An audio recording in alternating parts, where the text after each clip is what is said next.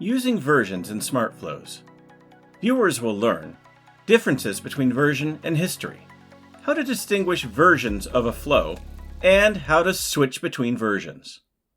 SmartFlows History feature automatically timestamps the last 15 saves of a flow, allowing instant deployment of each save. Versions allows a more intentional use of this functionality, selecting and naming discrete versions of a flow that can be switched between and deployed on demand.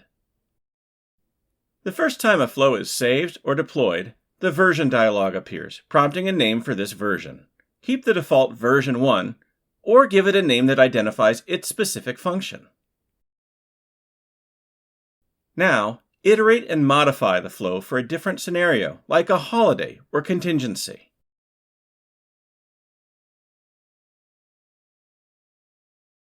Select Save As in the configuration panel.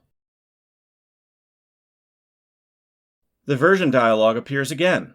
This time, name the version something that indicates its difference from the original.